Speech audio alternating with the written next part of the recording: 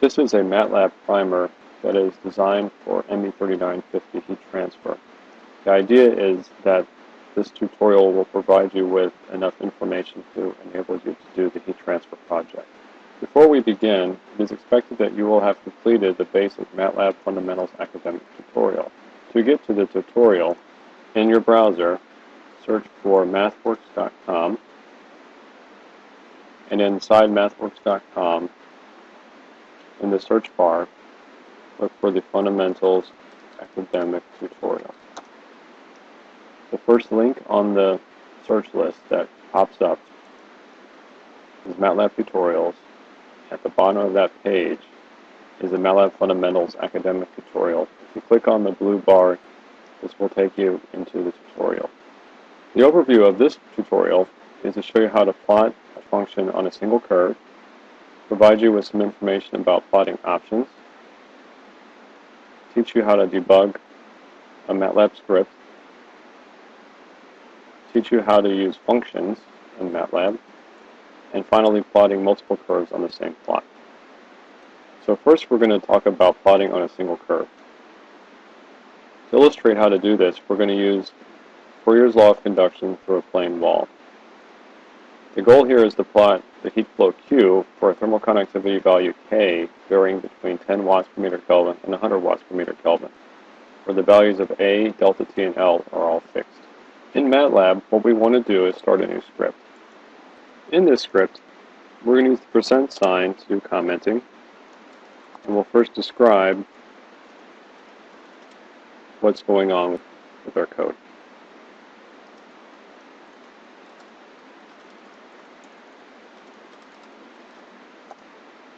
What I like to do in script functions is start with what I call the cleanup line.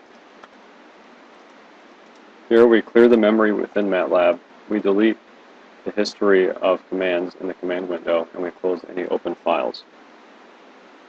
First, we'll provide the values of the known parameters. Note that I'm putting in the units at the end of the line as a way to help make things very clear.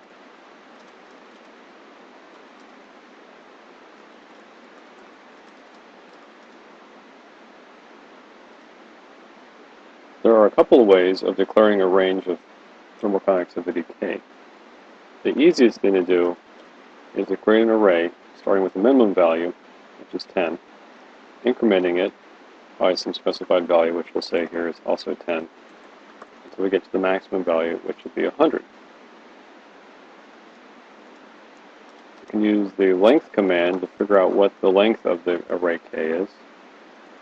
And therefore what we can do is, for each value of K in our array, we can determine what the corresponding value of Q is. So we'll use a for loop for I equals 1 to n. And we would say the ith value of Q will correspond to the ith value of K times A times dt divided by L. Notice that when you look at Q, there's a little red line underneath it. And it says that the problem is that variable Q appears to grow with each loop iteration. You notice here on the right side of the screen, you see that there's an orange box that says that there are warnings found, and there's also an orange line that corresponds to the line itself where there's problems. Click on the line, it'll take you right to where the line of code where there's issues. To get around this, we'll start by using the zeros command, where we're going to say there's going to be n rows in one column associated with Q. And notice now then that this red line goes away and the box up top turns to green. To do the actual plot, we're going to simply use the plot command. And if you type out the command with the open parentheses, it'll tell you all the potential options you have associated with that command. Here, we're going to say that the x-axis will be K and the y-axis will be Q. And we'll save our script. We can run it. And sure enough, we get a plot that shows a straight line as we would expect. We can do a couple things to clean up this plot. First, we want to add labels to the x and y axes, and we also want to put a title on the plot. So to do this, use the xlabel command.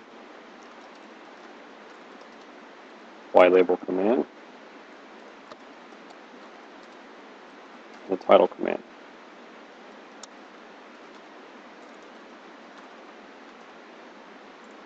Now you see when you run it, you get the proper labels. Next, we're going to talk about plotting options. So say we want to do the same plot, although now we want to have exactly 20 points on the curve, and instead of using a solid blue line, we want to have black filled circles for each point. Returning to our script, the way you'd want to specify k to have a specific number of points is to use the line space command.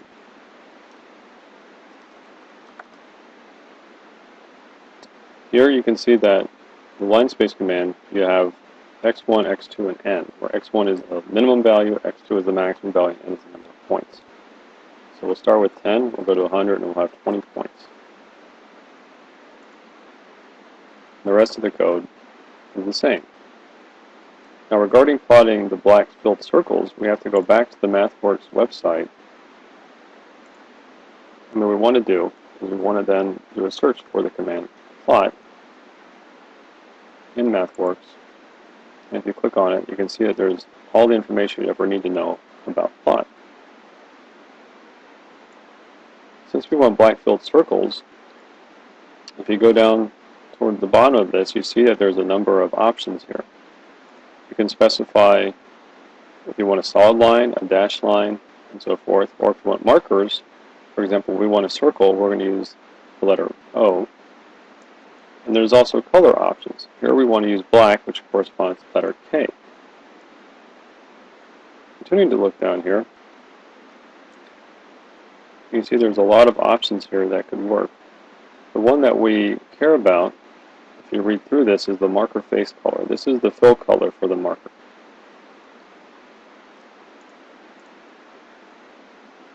Using this information, what we want to do is we want to have black circles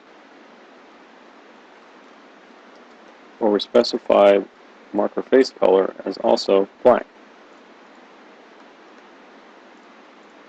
So if we run this now, you can see then that we have our black circles. Next, I want to tell you a little bit about debugging. MATLAB has an excellent built-in debugging capability. What you want to do is you want to look along the left side of the screen, and you see there are these horizontal lines. Anytime you click on one of them, it turns into a red circle. This is called a debug point. If you were to run the script, you see a green arrow. This means it stopped at the debug point, or the breakpoint. It has not executed the line yet, but what it has done is executed the previous lines. So all you need to do then to find out the value of a variable is hover over the value here. You can see the values of A, dt, and L. In case of K, it'll tell you all the values of K within the array, and so forth. If you wanted to step through the code to see how it's working, up top here you have the step command. So if you click on step once, you see it goes down from line 10 to line 11, and so forth. And when it's in the for loop, it will iterate, and you can see now values of Q are starting to populate. If you wanted to jump ahead, you can put a breakpoint later on, and you can click on continue, and you can see it'll hop ahead to a spot later in the code. If you ever reach a point that you want to stop debugging, then you can click on the Quit Debugging button here, and that will stop the code from running. Also, if you want to remove all the breakpoints, under the breakpoints button you can clear all. Next, I want to show you how to use functions in MATLAB. This is a very powerful approach that will help you a lot in your project. So as I showed you before, what we have here is called a script file.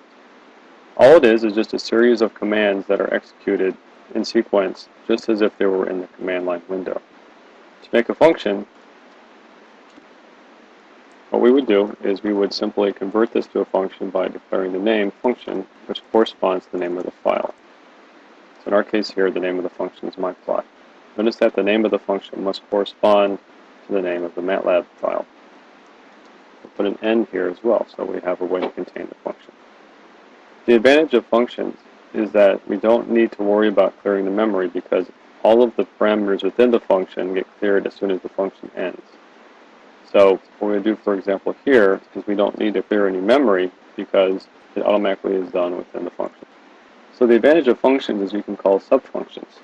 So for example, say we wanted to call a function to calculate q. We would write down below function q equals calc q, and then we would put in the name of the parameters, k, a, dt, and l.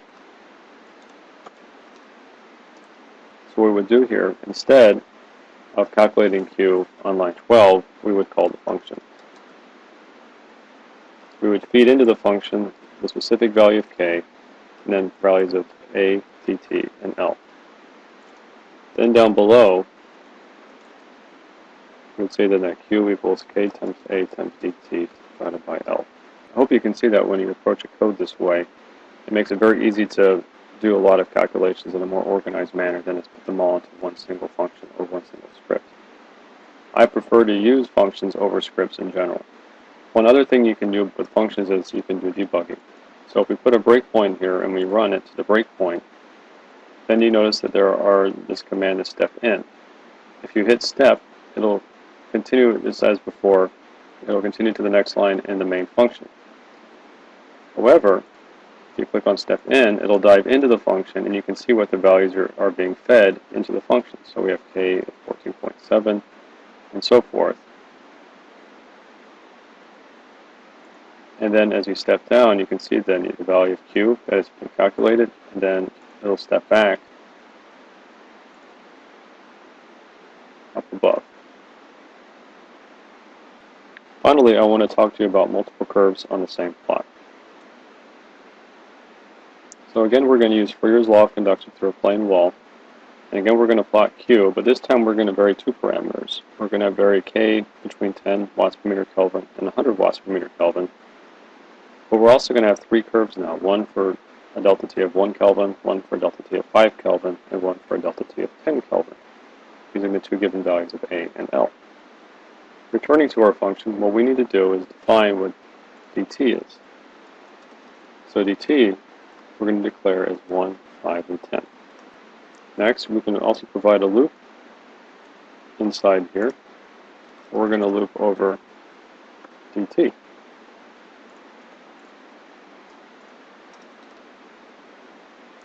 So now we have the jth value of dt and the ith value of k. One thing that's a little bit tricky now is we need to store values of q, and the value of q is going to be unique to the value of k and dt. So now q is no longer just a 1D array, but now it's a 2D array.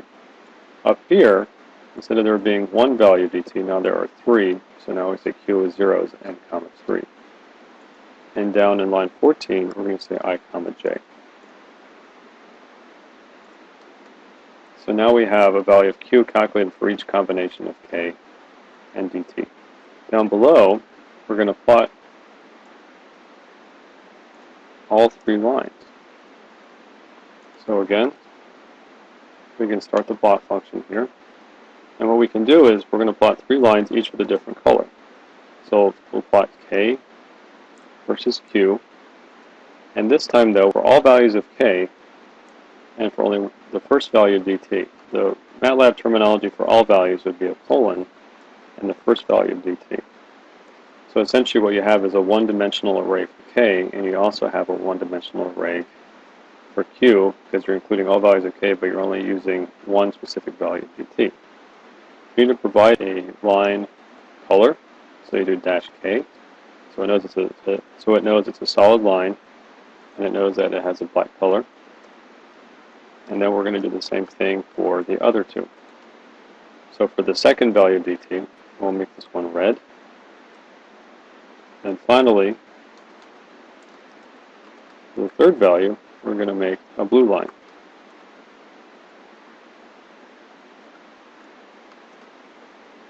Since we have three curves that we're plotting, we need a legend to distinguish between the three lines.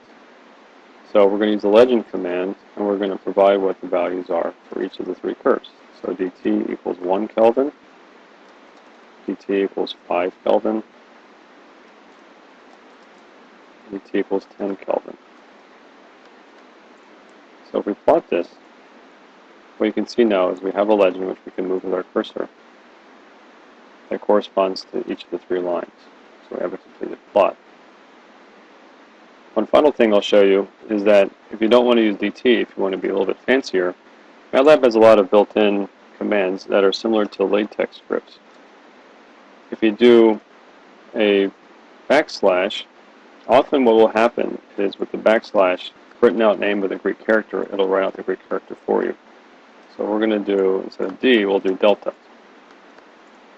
The same is true for using subscripts and so forth. You would use, for subscripts, you would use an underscore, and for a superscript, you'd use a caret. So if we run this again, you can see, sure enough, you get delta t equals 1, delta t equals 5, and delta t equals 10 Kelvin.